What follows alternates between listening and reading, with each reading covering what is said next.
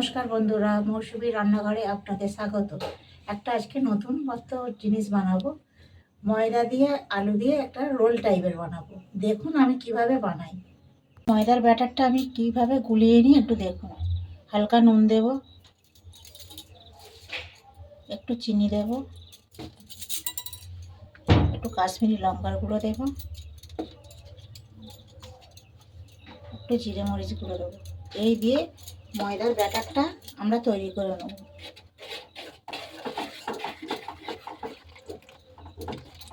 অল্প অল্প করে জল দিয়ে ব্যাটারটা বানাবো।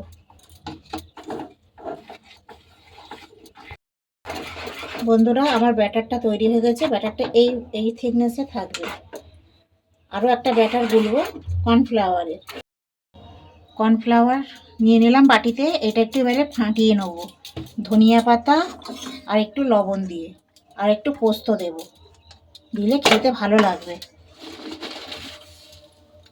পোস্ত, লবণ আরও 1 চামচ দিয়েছি, আরও 3 চামচ আমি দিয়ে নেব।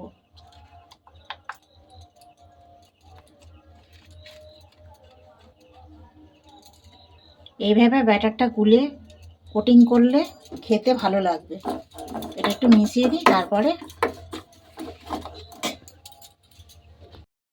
একটু জোয়ানো হাতে ক্যাচ করে দিয়ে দেবো। দিয়ে অল্প অল্প জল দিয়ে এই ব্যাটারটা গুলতে হবে। বেশি মোটাও হবে না আর বেশি পাতলাও হবে না। এটা আমি গরম বসিয়ে দিয়েছি। এবারে একটু সরিষার তেল দিয়ে দেব, দিয়ে আলুর পুরটা রেডি করে নেব। একটু কালো জিরে একটু দিয়ে দিলাম, একটু আদা রসুন গ্রেট করা অল্প করে দিয়ে দেবো, আর কাঁচা পেঁয়াজ। এটা একটু লাল হওয়া পর্যন্ত ভাজবো, তারপরে গুঁড়ো মশলাগুলো দেবো।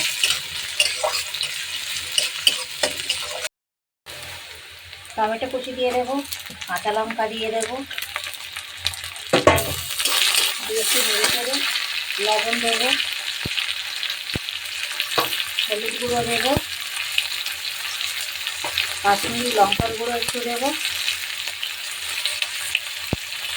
দিয়ে এটা একটু নাড়তে থাকবো। আলুটা আমি আগেই সিদ্ধ করে রেখেছিলাম। আলুটা দিয়ে এটাকে ভালো করে কষিয়ে নেব, নিলে পুরটা খেতে ভালো লাগবে।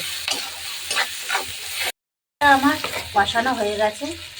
এইভাবে একটু কষিয়ে নেবেন। এবার সিদ্ধ আলুটা আমি দিয়ে দেবো এর মধ্যে। সিদ্ধ আলুটা এবারে দিয়ে একটু নেড়ে চেড়ে নেব। আলুর পুরটা প্রায় রেডি। এর মধ্যে ধনিয়া পাতা আর জিরে মরিচ গুঁড়ো দিয়ে দেবো। একটু জিরে মরিচ গুঁড়ো দিয়ে দিলাম, আর একটু ধনিয়া পাতা দিয়ে দেবো। দিয়ে এটা নাড়িয়ে চাড়িয়ে লাভিয়ে নেব।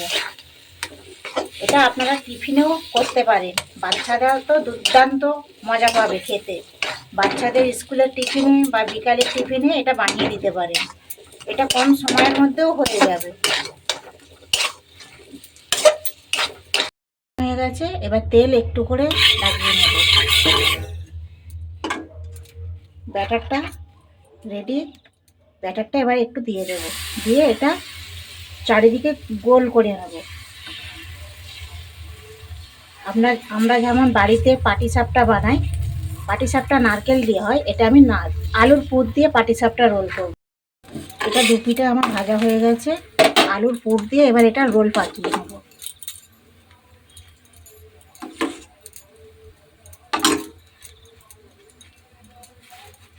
এইভাবে রোলটা পাকিয়ে নেবে। দেখুন একটা রোল আমার রেডি হয়ে গেছে। এক একটা করে আমি রোল ভেজে তেলে ভেজে নেব। রোলগুলো লম্বা লম্বা আছে, কেটে একটু ছোট করে নেব, তাহলে তেলে ভাজতে সুবিধা হবে। চাকু দিয়ে এইভাবে মধ্যখান থেকে কেটে নেব।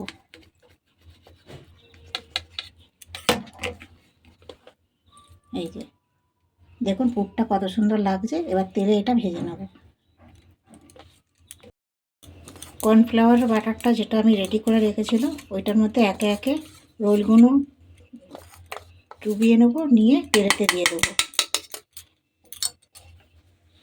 এইভাবে কোটিং করে নেব।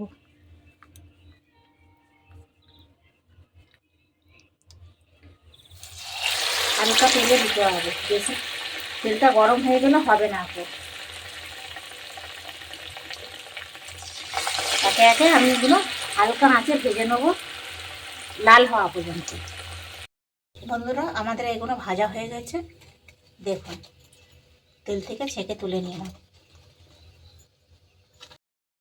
দেখুন বন্ধুরা, আমার টিফিনটা রেডি হয়ে গেছে, কত সুন্দর লাগছে দেখতে।